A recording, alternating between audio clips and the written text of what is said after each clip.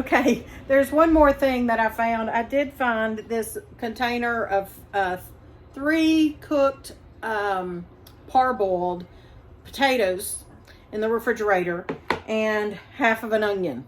So I'm going to go ahead and cut that onion up, and I'm going to put it in the crock pot. And these, I'm going to do something that I sometimes do that I had it first at a restaurant this way, and we like it, but I'm going to make just a potato salad. Actually, I said parboiled. I think they're completely boiled. I'm just going to make just a small potato salad, and just out of, mayonnaise and pickle juice and pickles and no boiled eggs, just a basic potato salad. To put a little dollop of it in our vegetable soup. I know the soup's already going to have potatoes, but this is just a little thing that sometimes we do with soups, certain kinds of soups, and it's very good to do that. So I just wanted to throw that in there to tell you I'm going to do that as well.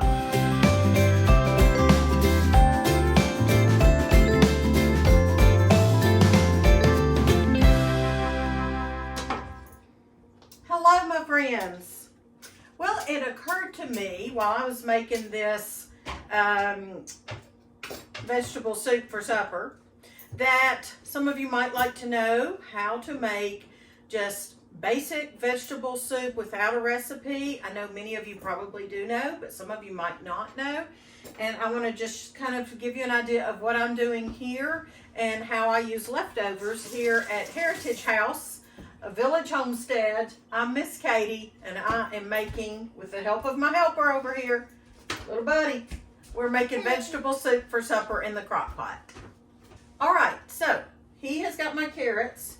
Come on over here, buddy, and bring my carrots to the cutting board. Thank you for doing that. Now, this is fair week here in our village, and we'll probably eat fair food for supper or some kind of a meal today. But it's going to be nice to come home and have a warm crock pot full of soup. Actually, we can also use this all during the week. So we can come home and heat it up or have it hot when we get home. He's all wrapped up because it is cold. Okay, not cold outside, but it is very cool outside and is delightful. That's fine. That's green. Okay, now, he peeled the carrots for me because they're not organic. If they were organic, I would not peel them. We would just scrub them. So what we're doing, thank you. I don't need any more help right now. Actually, I do. Can you go get 3 potatoes off the porch, that bag we bought yesterday? Thank you. Well, just go around. There you go. Okay, so I'm just going to walk you through how I throw together just a basic crock pot soup.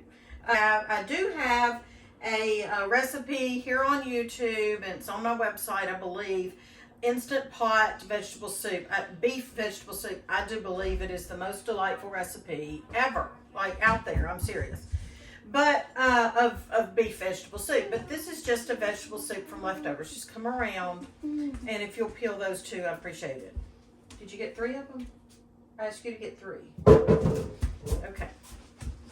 All right. So I have, excuse me, I have a pepper from our garden because I've got bowls full of peppers, and so that we harvested the other night. I've got okra from our garden, and on the okra, just as a note, if it really crunches badly when you cut into it, you don't want to use it. So I'm going to give you an example, but these aren't really crunching badly. So all right, I'm putting all my scraps in the compost bucket on the floor, and I also have this for the chickens, scraps. But you know what? You don't give them potato peelings, buddy. So we'll just put those in the compost bucket when you're done, okay? Also, make sure they don't go down the disposal, because one time I plugged up my sister's disposal, not knowing you shouldn't put a lot of potato peels, and I plugged it up, and my poor brother-in-law had to unplug it. That's why I have You got the strainer? Okay. So we've got another pepper. This is a red bell pepper that is from our garden. And like I said, we've got okra. And I'm not doing any certain amounts. I like to encourage y'all to cook without a recipe. you know, and that's what I hope this little tutorial, this little video will do. All right, so let me get this okra put in here. Now, one thing I'd like to suggest, and this isn't, you know, the end of the world if you don't follow this little direction that I'm going to tell you, but it makes a better, maybe a more consistent soup. And that is, I like to have, like I'm putting in all the raw vegetables here. I'm not putting in a can of carrots or a can of cooked potatoes in here at the same time. I'm putting all the raw vegetables. Do you know, little buddy, little music man, do you know why I would mix cooked with raw? Can you guess, or is that, do you know? Well, because raw, if you eat like some raw things, it can make you sick. Well, we're going to cook it all. So, I think the reason is, because they need to be in two different things depending on time-wise. And so if you do one longer, it might burn, and the other one's still not cooked. Okay. Well, it wouldn't burn, but that is excellent, and that's the right answer. Seriously? Well, because you want the same kind of consistency, I think is what you were talking about. You want the same consistency, so you don't want mushy carrots. You don't want canned carrots, because they're already mushy by design, because they are mushy. So might not, soft is probably a better word. So you don't want soft carrots and then, you know, raw potatoes or green beans or okra or peppers or carrots or whatever, because he's right, your carrots are just going to become more soft. All right. So I am just today I'm putting in all raw vegetables, and it's going to cook many hours. I'm going to actually turn it on high for a couple of hours, and then when we leave the house, I'll turn it on probably low after that. All right. This pepper's got some bad spots, so I'm going to just cut those out. Actually, I'm just going to cut out, so I'm going to cut out the bad spots of the pepper. Put this down here. Okay, now, what else I'm going to put in is 3 potatoes. This one needs to be rinsed, but he's peeling the 3 potatoes. Again, I would probably use, you can use the peeling or not, or leave the peeling on or not. Sometimes it comes off and then you got peeling floating around in your soup. That doesn't bother me, but it might bother somebody else. All right, another thing. Now, I have some leftover limas. You could put those in there. I'm actually not going to. Probably, I don't know. I might or might not. But I've got leftover limas. So you could use leftover, maybe put them in halfway cooking time, or, you know, an hour or 2 before, for the reasons we just said. All right. Then I have some green beans that I bought yesterday. And we're talking, this is 1st of October. But I bought these from the Amish fella because I didn't grow green beans this year. And his green beans have been the best. I told him yesterday. He was an Amish kind of grandfatherly fellow. He's the one that tends the stand for the family. And they were, now I see some of these have some bug spots. But before now, they have been just perfect bush beans. Blue Lake. Wonderful. So I'm just going to rinse these off. And I'm actually just going to put them on my cutting board and line them up and then just cut the ends off that way, and I don't have to sit and snap them. I think I've got a video on here of canning green beans. So there's a bug. I'm going to put the bug in the chicken bucket. All right. Now, so I'll add what vegetables I have. And then I will add, I just want to tell you about the seasonings and how to kind of thicken it. And then that should get you started. Also, I'm going to make 2 more things I'll tell you at the end, using my leftovers that I have that will go with our supper. or lunch or whatever meal this is going to be or whatever. It's kind of an odd schedule this week since we'll eat fair food kind of mid-afternoon. All right. Okay, I have some 6-ounce can of tomato paste minus a tablespoon because Little Miss Homemaker recently made white lasagna, which is in my second cookbook. Let me show you. Now, we're trying to sell out of these. So we have a limited number, and I also have some in a shop here in the area. So we're trying to sell out of my second cookbook. Links down below. As long as the cookbook is available, then you can purchase it.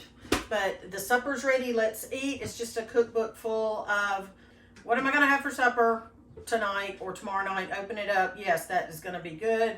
I know it's going to be good because it comes from Miss Katie's house and she doesn't put recipes in her cookbooks that her family doesn't like. And so, do you mind rinsing these off and then handing them to me, please? I just rinsed them. You did rinse them? Okay, can you rinse the beans, please? Thank you. So white lasagna is what she made, and it takes a tablespoon of tomato paste. You can also use a tablespoon of ketchup if you want to. If you don't want to open a can of tomato paste, or you can use those tubes, those squeeze tubes, not a can. But anyway, so I'm going to just use all of the leftover because I like, now, different people like their vegetable soup. Thank you. Kind of move your hands around and get the dirt off of them because some of them had a little dirt on it. Thank you. Different folks, you know, some people like a thinner, brothy vegetable soup, and that's fine. Just let it drain in there. You're dripping all over the floor. Thank you. Just leave it sitting there. Thank you. Yeah, that's it. Thank you. Appreciate it. Different people like just maybe like a very, very thin vegetable soup. I like it, and Mr. Patient likes it a little bit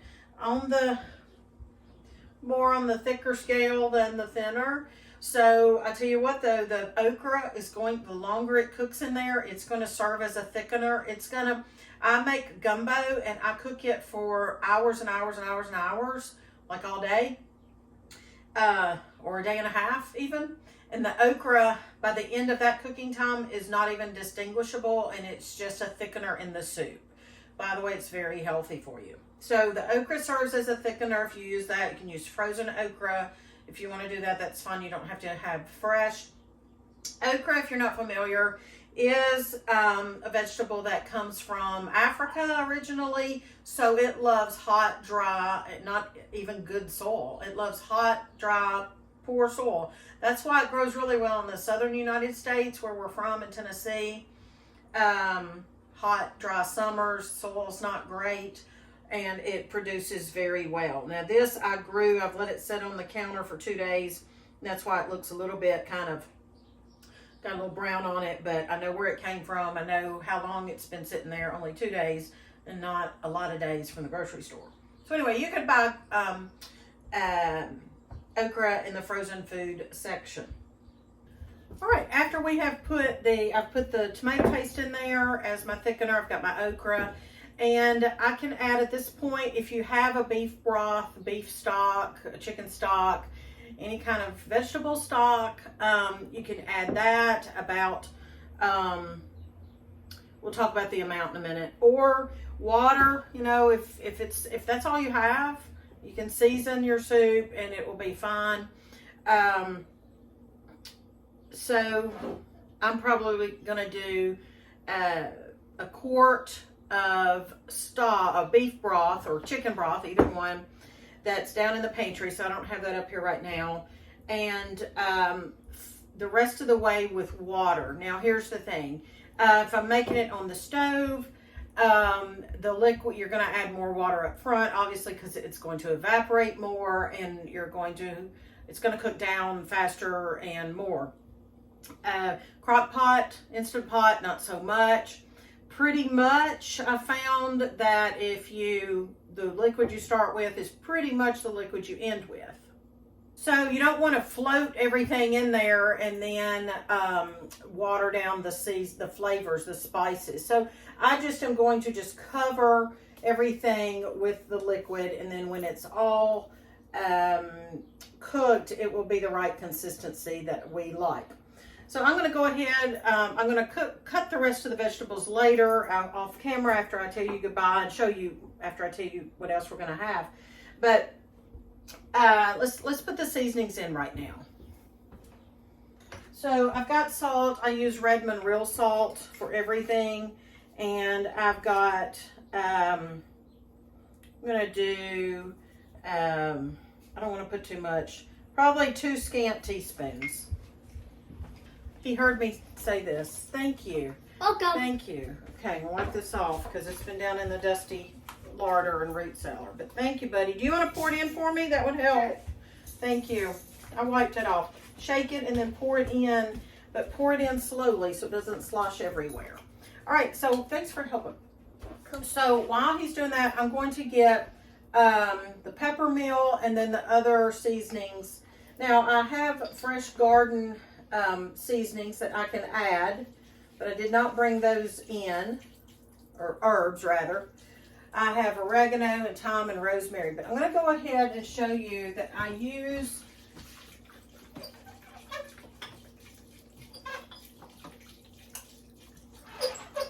Need another can of it?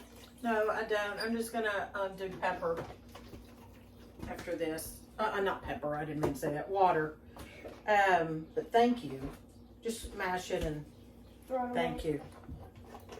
And then would you put in 3 bay leaves for me here? Come back here and put in 3 bay leaves. Now, if you've been... News tip, don't eat bay leaves. Don't eat bay leaves. Why? Because they'll get stuck in your throat and it'll like cut you, I think. Yeah, it could cut you. Now, those are extra big. I just bought those the other day. So just 3. I always have put 3 bay leaves, and I have just a weird reason for doing that. Because back when I only had 3 children... 1, 2, 3. Good. Good, thank you. Just put the lid on it. 3 big boys, and I just would always put 3 bay leaves so we would know how many was in the beans or the stew or the soup or the whatever. And we'd know how many to pick out. And I just always, that's just my little rule. So whoever finds the bay leaves, I'll say at the beginning of the meal, there's bay leaves. And so for years, somebody will say, I found one, and then I found one, and then we'd know, or I found the 3rd one. All right.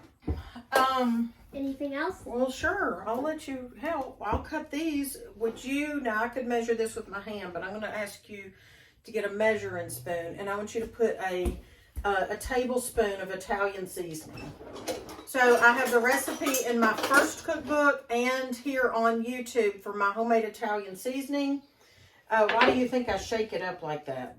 So the seasoning gets thrown together. Oh, well, speaking of throwing together. Like in a sauce. Just rinse it off and wipe it. It's okay. Like in a sauce. Right. Just wipe it with this. Yes, that's right, because some of the smaller pieces might settle down to the bottom. Now, why would I want you to wipe that off really well before you put it in here? Germs. What? Not germs. Dirt. Not dirt, but because you got that wiped off, but I don't want any moisture in here because it could mold or cause this to mold. So can you make sure that's really dry? Because I see it sweat. So I was once getting sugar for my coffee, and yes, I do drink coffee. And I used the measuring spoon to measure up the sugar and to stir my coffee, and I put it back in the sugar, and the sugar hardened, and then we had to throw it away. I don't know if we threw it away or not. I don't remember if it was molded or what. But yes. It was hard as rock. Okay, well, and you don't put anything wet in something like that then. All right. I love vegetables. Whoa, I was going to tell you something first. Okay, so what I want you to do is put it in your hand and rub it together. Now, why do you think you would do that? To mix it? No, it's already mixed. It releases the flavors. It just kind of wakes up the flavors of the herbs. It kind of crushes them a little bit more, and you get. Can you smell it? I mean, it kind of wakes it up and gets the flavors going. Smells like cheese pizza. Cheese pizza. Well, there's a reason, because I use that in my cheese pizza. We've also got recipes for cheese pizza in my cookbooks in here on YouTube. Okay, so that is great. Now I want you to get the pepper mill over there, please. And I'm having to cut off some of this okra because it's right there. It's the end of the season and it's just, you know, you can tell. It's getting tired.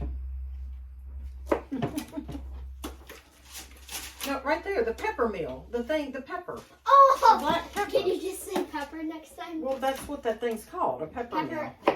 It's a pepper mill. It mills the pepper. Just give me lots of turns of it. It's like a something.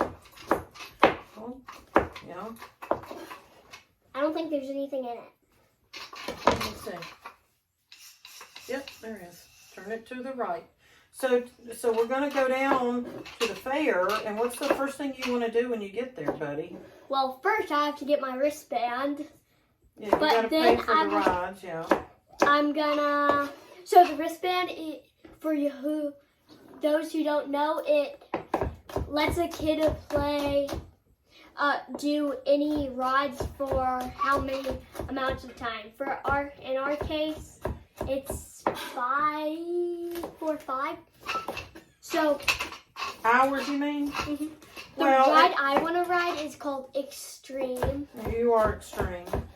Listen, and Mom and Dad are cheapskates, so what we're trying to do is get as much time we can out of the wristbands. You're buying your own, I understand that, but we're going to, you know, do it all day instead of... There you go. We're probably... Oh, do some more. I don't think that was much. We're probably going to... I like a lot of pepper. We're probably going to go and then come back and then go...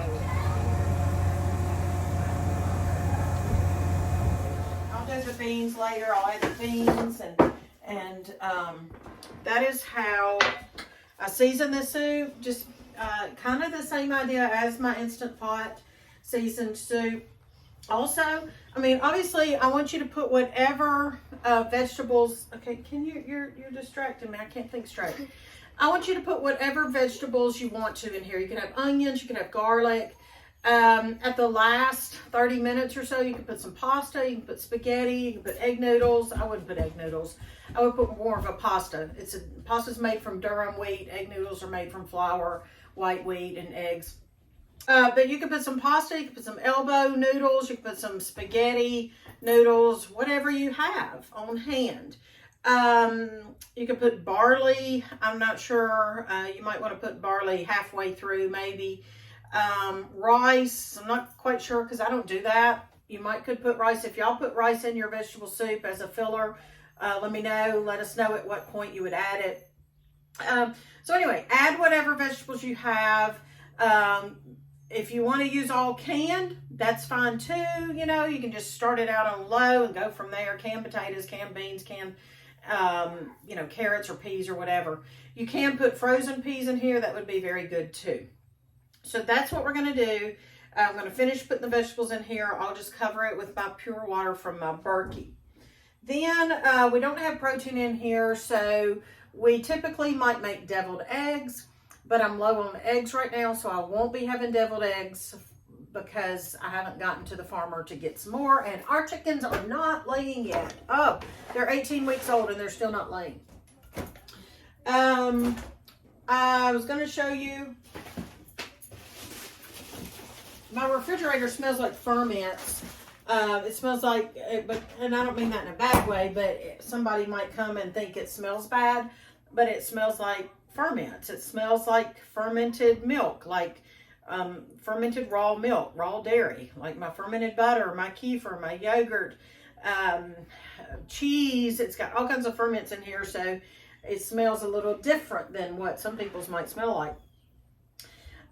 Okay, so I've got this cheese from Aldi that I need to use up. I've got this bread that I bought from a local store, the Shepherd's Market. It's really good. It's a week old, and I put it in the fridge so it wouldn't mold. And so this last piece is crumbling. I can use that for all kinds of things. Y'all can use leftover bread for, breadcrumbs, stuffing or dressing, topping for a casserole, filler in a meatloaf, Don't throw away scraps unless it's, you know, bad or molded or something. My chickens love bread. They are carb-loving ladies. And so anyway, I'm going to slice this up tonight, and I'm going to put it probably in the oven on broil, and I'm going to add cheese to the top of this. I want to add another note. If you have some cheese, maybe it's been opened and maybe it's got a little bit of a hard spot here, dried out, in other words, then you can still use that. You can use that in quiche. You can use that in anything you're going to cook with, a casserole. It's just dehydrated, basically. That's all it is. It's not gone bad. Don't throw it away. You can use it in a macaroni and cheese. You can use it in a casserole, like I just said. So don't throw away the cheese if it's somebody's left the package open and it's gotten a little bit dried out. All right, what else can I show you?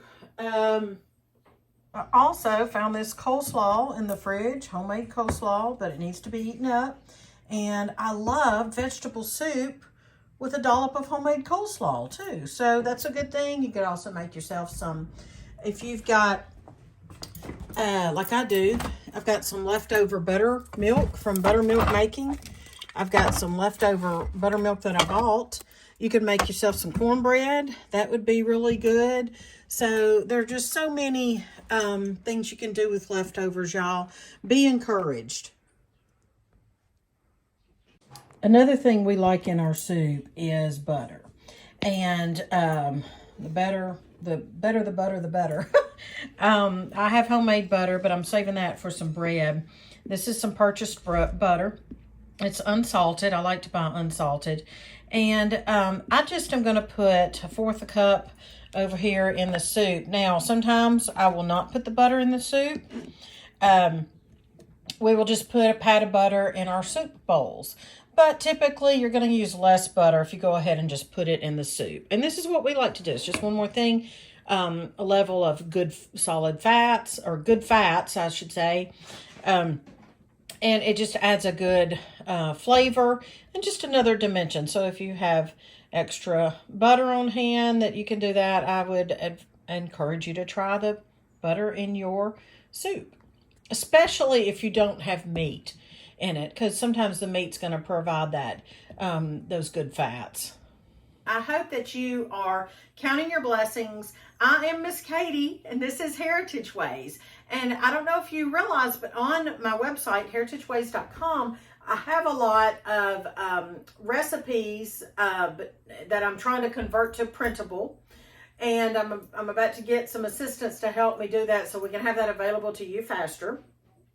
But also I have menus, actual real life menus that I have had in the past, and they are all listed there on my website, heritageways.com. So go peruse the website, go look around. You're going to see information about my aprons that I'm currently not taking orders for, but you can read about them. My cookbooks, the journal newspaper, which is, I mean, that's just, people are loving that. People are loving that. It's like-minded folks around the globe coming together in one newspaper, and it's growing, and we're so thankful for that. So until next time, I will be counting my blessings, and you are one of those. So I will see you next time. Stay tuned, and make sure you tell your friends about Heritage Ways. Let's grow the community. Bye, y'all.